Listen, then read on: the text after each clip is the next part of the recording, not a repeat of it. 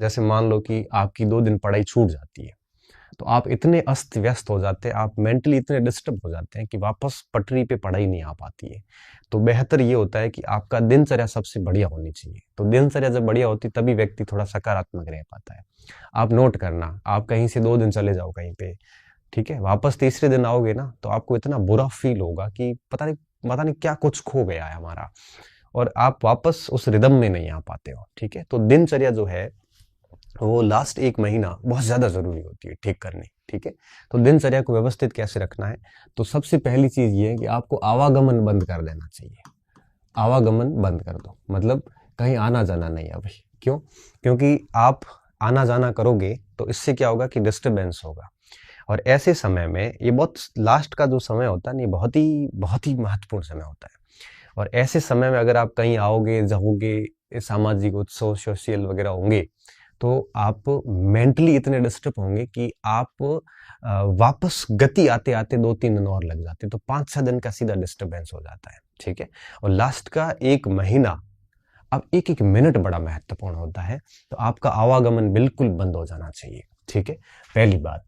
दूसरी बात, आपका ये जो सोशल साइट्स पे है आपके, या यूं कहिए कि जो भी आप सोशल ये यूट्यूब वगैरह जितने भी है, यूट्यूब है, चाहे आपके ये फेसबुक है ना, ये, और इसके अलावा जितना भी है, ये सारी चीजें बहुत कम कर दो, बहुत कम। मतलब ये है कि अवॉइड करो इसको। फिर भी अवॉइड क्यों करना है? क्योंकि कई बच्चे आएंगे कि एग्जाम आगे बढ़ रहा है, कई बच्चे ऐसे आएंगे कि पेपर आउट हो रहे हैं सारे, कई बच्चे ऐसे आएंगे कि ओबीसी के कारण पोस्ट नहीं मिलेगी, कोई बच्चा आपकी कोई नई बात लेके आएगा मार्केट से।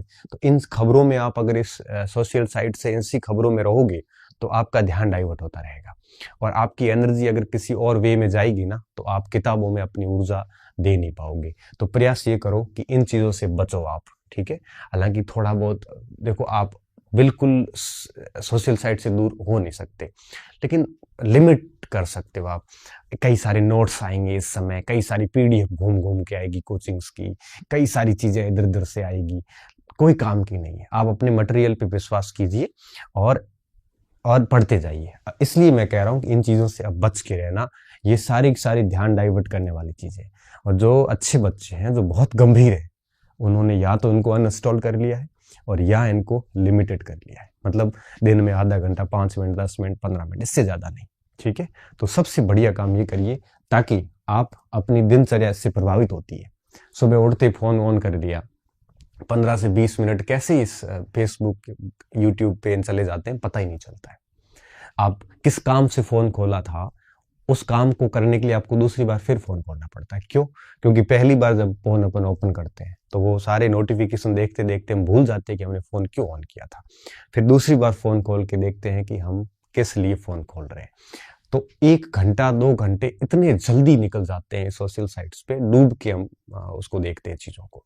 तो आपकी पूरी दिनचर्या प्रभावित होती है। जैसे सुबह 6 बजे उठे, 7 बजे उठ के अगर 1-2 घंटे ही फोन पे खत्म हो गए ना, तो पूरा दिन दिमाग खराब रहेगा कि यार सुबह सुबह समय खराब कर दिया। तो ये दिनचर्या को प्रभावित करता है ये सारे सोशल साइट्स। इन चीजों से दूर रहिए। तीसरी बात, नकारात्मक लोग जितने भी हैं उनसे दूर रहिए, नकारात्मक से दूर रहो। क्यों? क्योंकि ये लोग आपको इतना डरा देंगे कि आपकी बढ़िया तैयारी होने के बावजूद भी आप कॉन्फिडेंस नहीं बना पाओगे। ठीक है, क्यों?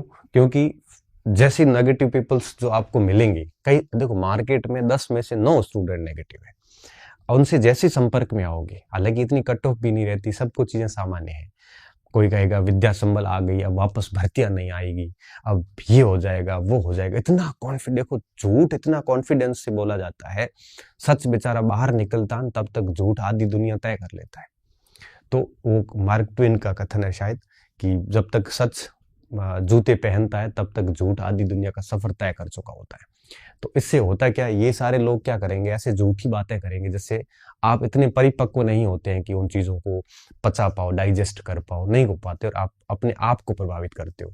इसलिए कोशिश करो कि इन सारी चीजों से दूर अपने मटेरियल के पास में रहो। ठीक है, अच्छा, इसके अलावा आप जहां कहीं भी अध्ययन कर रहे हैं, अब आप जगह बदले नहीं। ठीक है, वो आवागमन में आ जाएगा। आप लाइब्रेरी में हैं तो लाइब्रेरी में रहें, जिसमें हैं उसी में रहें। आप कमरे में बैठे हैं तो वहीं रहें, आप घर बैठे हैं तो वहीं रहें। ऐसा नहीं है कि अब 1 महीना रहा है, मैं अभी